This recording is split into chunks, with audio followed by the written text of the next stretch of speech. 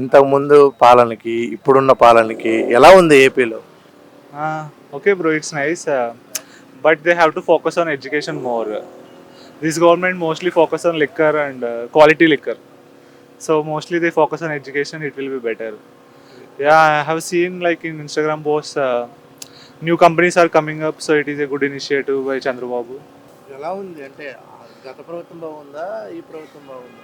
Yeah, recently only, right? It came, so we have to wait and see roads after గాని 2 months. Roads are very nice. Actually, even 1 month before I went to hometown, so very well roads are delayed. So that is good actually. Okay. Yeah.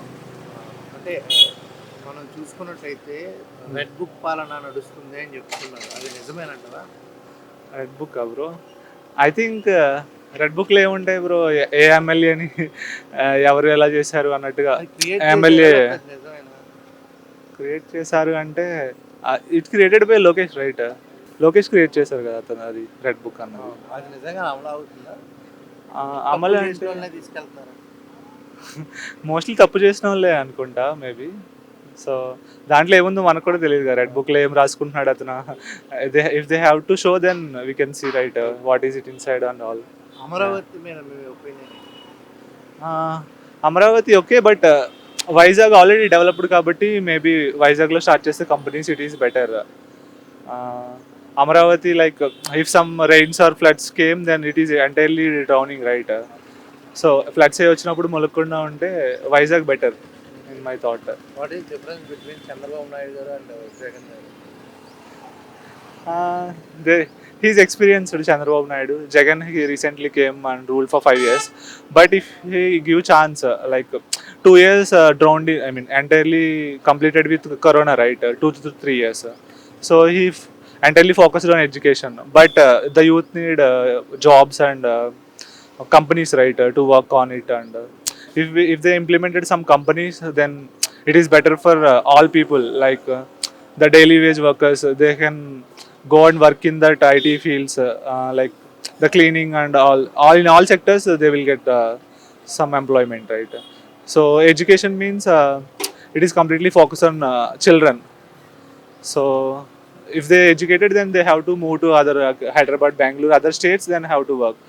But if the company is in Andhra Pradesh, then it is good, right? So that is difference. He focused on entirely education, Jagan, and Chandrababu is focusing on companies and quality liquor. He say. ఇప్పుడు ఒకవేళ పాదయాత్ర చేస్తే ఏమైనా difference మారే అవకాశం ఉందా ఏపీలో? ఎవరు జగన్? జగన్ గారు ఆల్రెడీ ప్రీవియస్లీ చేశారు కదా, సో మళ్ళీ చేస్తారని అనౌన్స్మెంట్ చేశారు. చేస్తారు mostly, like the previously how he did. In Andhra, it is not like a consistent.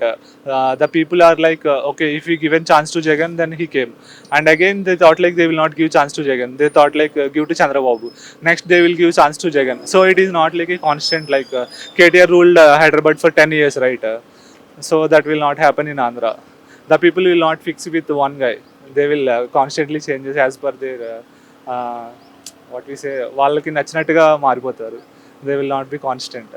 Bro, గత ప్రభుత్వంలో వాలంటీర్స్ ఉండేవారు, ఈ ప్రభుత్వంలో వాళ్ళని తీసేయడం జరిగింది. ఏది కరెక్ట్?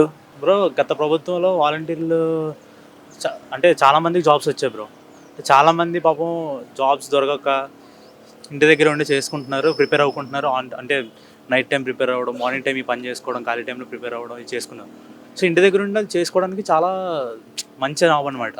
ఆపర్చునిటీ అంటే ఒక 5,000 ఎవరు ఇవ్వరు, కానీ గవర్నమెంట్ ఆ 5,000 ఇచ్చి చాలా పని చేయించుకుంటుంది. బట్ తర్వాత విషయం, బట్ మెయిన్ థింగ్ ఏంటంటే ఆ 5,000 జాబ్ కూడా దొరకట్లేదు ఇక్కడ. ఈ డిగ్రీ చదువుకొని లేకపోతే ఇంటర్ చదువుకొని ఎక్కడ దొరకట్లేదు అది. సో అలాంటిది ఇప్పుడు ఏంటంటే 5,000 అనే జాబ్, మనకు వాలంటీర్ జాబ్ అనేది చాలా బెస్ట్ థింగ్ అనమాట. మా అన్నయ్య కూడా చేశాడు వాలంటీర్ కింద, అరౌండ్ 3 years చేశాడు. 3 years చేశాడు, 3 years కాదు, అరౌండ్ 4 years చేశాడు. సో ఇప్పుడు ఏంటంటే మా అన్నయ్యకి ఏ జాబ్ లేదు ఇప్పుడు. మా అన్నయ్య కొంచెం అంటే కొంచెం బయటకు వెళ్ళి అంత చేసేంత ఇది లేదు. సో లోకల్గా ఇంటి దగ్గర కూర్చొని అంతా మా ఊర్లోనే కూర్చొని చేశాడు జాబ్. సో చాలా బాగా చేస్తాడు, అందరితో మంచి కలుపులుగా ఉండి అన్ని విషయాలు అందరికి అందే లేదు అన్నీ చెక్ చేసుకొని చాలా చేస్తాడు. కానీ ఇప్పుడు ఏమైందంటే గవర్నమెంట్కి కనికరం లేదు అసలు. ఆ జాబులు తీసేసి ఇప్పుడు మా అన్నయ్య ఖాళీ అయిపోయాడు, 5,000 ఇచ్చేవాడు లేడు ఇప్పుడు.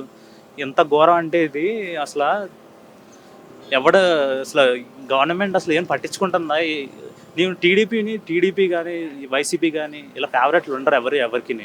కానీ ప్రతి విషయంలోని గవర్నమెంట్ చూస్తున్నప్పుడు ఏదైనా జాబ్స్ ఎందుకు తీసేస్తున్నారు, ఎందుకు తీయట్లేదు, అసలు ఏం జరుగుతుంది? ఒక ప్రభుత్వం నుంచి ఒక ప్రభుత్వం మారిన తర్వాత జనాలు ఎవరికి ఫేవరెట్ చూపించారు బ్రో. ఫస్ట్ థింగ్ ఎందుకు ఇన్ని జాబులు తీసేశారు?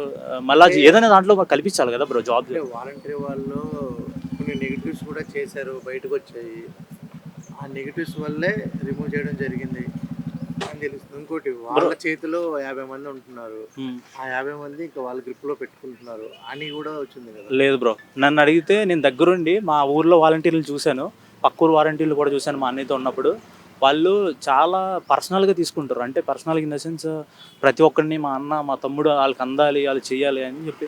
ఎందుకంటే జీతం కాదు బ్రో, ఎందుకంటే మాకు సపోజ్ నేనున్నాను, నాకు పథకాలు రావాలి 4, నాకు తెలియదు ఎలా రావాలి, ఎలా చేయాలి, ఎవరిని రీచ్ అవ్వాలి నాకు తెలియదు. వాలంటీర్ చాలా హెల్ప్ చేస్తాడు అన్నిటికీ, ప్రతి విషయానికి.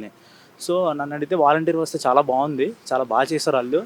ఇప్పుడు ఎలా జరుగుతుంది అనేది నాకు తెలీదు, బట్ వాలంటీర్ వ్యవస్థ అయితే చాలా బాగుంది. అది ఎందుకు తీసేశారో నాకు అర్థం కావట్లేదు. బట్ దాని గురించి ప్రభుత్వం ఫోకస్ చేస్తే బాగుంటుంది అలాంటిది ఏదైనా. సో అది చెప్దాం అనుకుంటున్నా బ్రో. Thank you bro. అన్న, హరిహర వీరమల్లుడు ట్రైలర్ చూసారా? యా, బాగుంది, చూశాను. ట్రైలర్ బాగుంది. నిన్న ప్రెస్ మీట్లో కూడా శిల్పకళా వేదికలో జరిగిన ఈవెంట్లో కూడా పవన్ కళ్యాణ్ మాట్లాడిన స్పీచ్ కూడా ఆద్యంతం అందరినీ కూడా అలరించిందని అనుకుంటా ఉన్నాము. వచ్చిన ప్రేక్షకుల్లో కూడా మంచి ఉత్సాహాన్ని నింపినట్టుగా ఉంది.